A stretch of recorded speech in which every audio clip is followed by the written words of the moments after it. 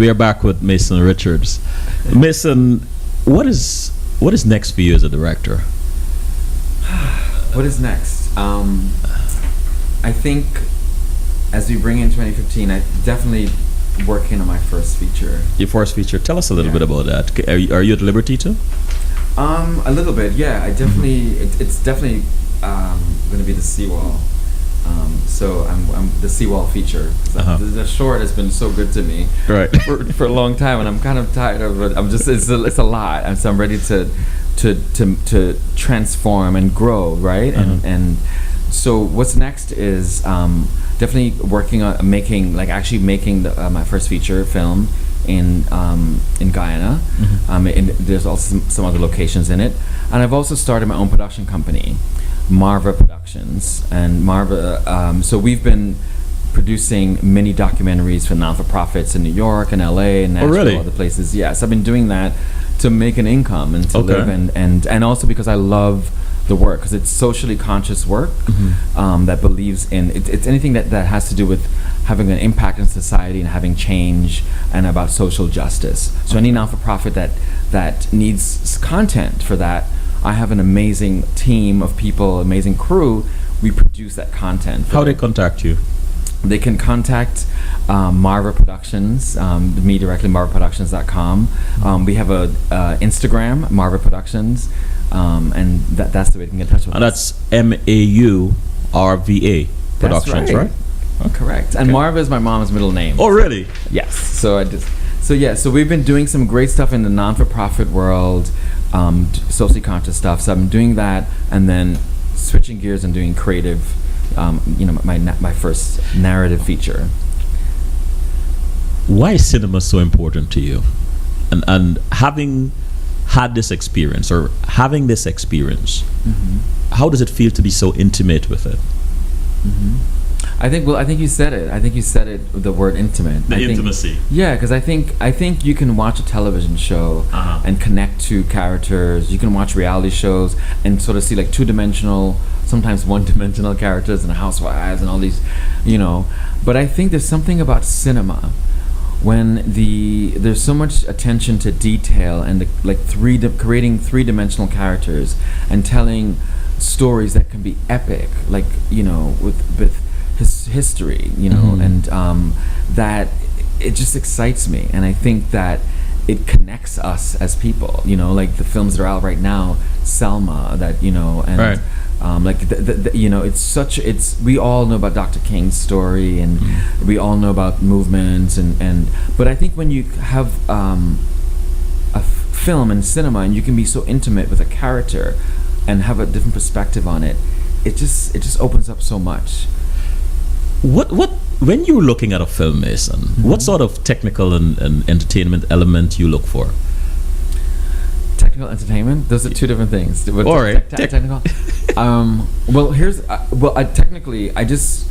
Okay. Well, that is a great question. Okay, so what I look for in watching a film, I look for a story. I look to be whatever's happening on the screen in front of me. I want to be engaged in it.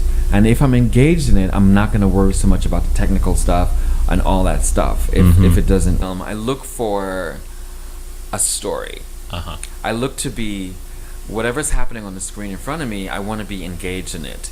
And if I'm engaged in it, I'm not going to worry so much about the technical stuff and all that stuff. If it doesn't work. So it's all, I think, first and foremost, for all the filmmakers out there and the kids trying to make films, it's you want to have a good story, right? And then you want to think about, definitely have the technical stuff in check. You have to know what's happening in terms of lighting, in terms of tone, in terms of how you're presenting your characters, your color palettes, your sound. That's a big thing. Like they say, the number one reason one of the first reasons you can know a film is a student film or an amateur film is by the sound design. Because people they forget about sound. They're like, I'm making a movie, I'm going to turn the camera on, have my actors act, we're going to have a good time, and then it sounds terrible. So sound and definitely story. And story. It's number one. That was going to be my next question. Any advice for young filmmakers? Who are some filmmakers you admire today? I'm a big fan. I'm a friend and a big fan of Ava DuVernay, who I just talked about Selma, who's Right. because I think she is a pioneer in filmmaking. Yes. In terms of finding a way where there wasn't a way to make the kind of films that she wanted to make. Mason, I challenge you to repeat what you just said. I Really, just finding a way. She was Ava. She found a way Uh-huh. found a way to pave a way to make the films that she wanted to make. I love that. And that takes a lot of work. That's a lot of work. And she did it with grace and found the right people and found an audience, found the funding, and I admire her a lot right now. And there are lots of filmmakers. I've always been a fan of, like, one of my classic filmmakers is Abbas Kiarostami, who's an Iranian filmmaker. Who one of my favorite films of all time is called Where's My Friend's Home. Where's My Friend's Home? Where's My Friend's Home was made a long time ago and it took place in Iran, and it inspired. This is what inspires me to make Seawall. But I love Darren Aronofsky. There's so many. Wes Anderson's amazing because he just understands his world and his audience and presents it in a way that you have to come into that world and accept it and enjoy it. You know what I mean? So. Karen G said, happy you said what's involved to be a success, as many need to hear this. Thank you. What are you most proud of, Mason?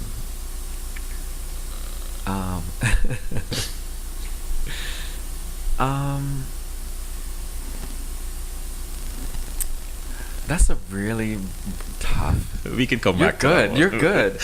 You're good. So, and I gotta come back. I gotta come back ready for you. What? While you're thinking about that, right? What do you do to relax? What do I do to relax? I'm a huge fan of cooking. Cooking and eating and having drinks and having fun times and beach and all that stuff. What kind of eating? I mean, you were slim. Anyway. I love being around friends. I love hanging out with friends. Right. Where you can have a good drink, you can have good food, you can laugh, you can be someplace fun, someplace sunny. That's why I love LA, and I love going to the Bahamas and going to Guyana and where you can just do. I just love that. That makes me relax. Being around freedom, friends, beach, water.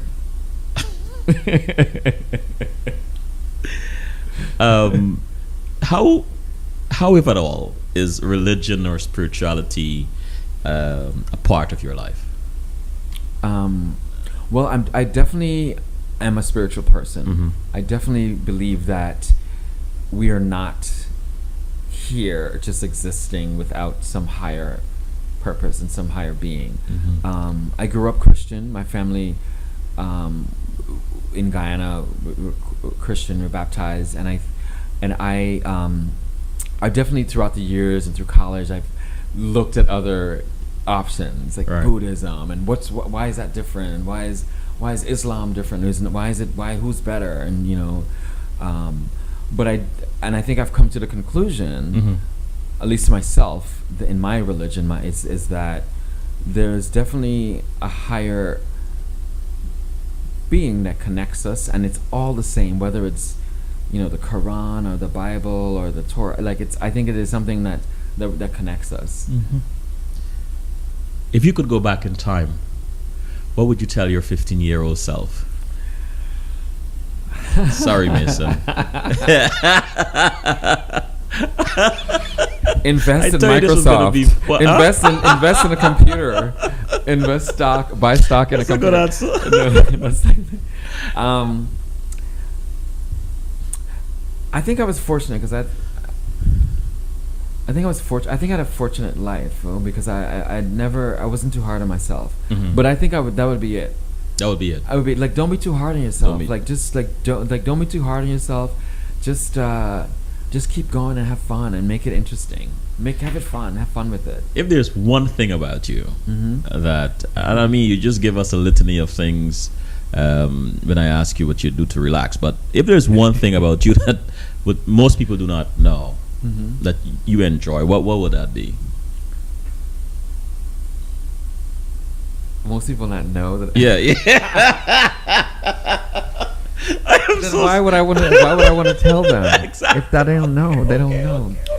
But you just did, you just gave us I'm a very- whole litany I'm- of stuff. I mean, I'm very transparent. Like I'm very transparent. Like I Uh-huh. like to laugh. Like Right. like everyone, like most people should be. I don't Yeah, know. yeah. It's fun, you know.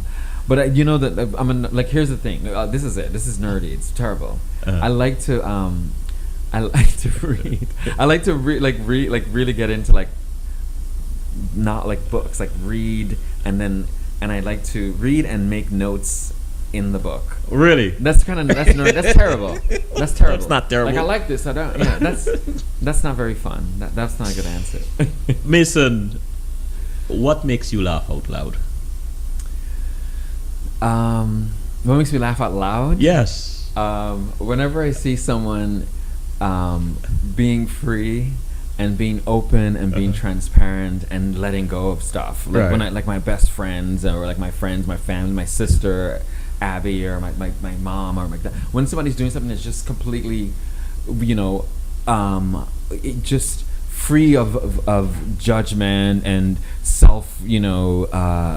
self-consciousness, Uh-huh. that makes me laugh. That makes me laugh. Well, look, again, time has just crept up on us. I do. And thank you, Mason.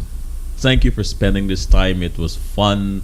I enjoyed it. I'm sorry about the hard questions, but hey, I've always believed in your ability to express yourself and to be authentic. So I didn't think they were tough questions. I just think they were questions. Look, I believe that each of us is a gem with many facets, and I've said this, used this analogy before. But what I like to do on the show is to twist the gem a little and expose the various facets, because oftentimes people get a glimpse of maybe one or two facets and they form an opinion. But I believe that when I twist the gem and expose those sort of facets, people get a more three-dimensional perspective of who this person is. And I hope tonight we were able to bring that out a little. And I honestly thank you for having me on your first show for 2015. Oh, yes. It's really, I mean, I like talking to you off camera, Yeah. and it's great to talk to you on camera. And I think there's something really special that's happening this year, and I'm super proud of you. And I thank you for just continuing to push your ideas and the notion of love and strength and perseverance and connectedness in the community. Like I really, I mean, I'm being corny, but I really appreciate you having me on, and this has been a great way to start off. Thanks, the Mason. year. I appreciate it, man. I mean, but it was really awesome having you as my first guest, and I anticipate great things ahead for you.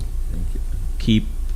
Keep flying our flag and making us proud. You're doing a great job, brother. Thank you. Right. Thank you. I appreciate it. God bless, man. This is Selwyn Collins saying, "Fear not what fear whispers to you. Fear your obedience to it." Yeah. Good night. Yikes. Is it done?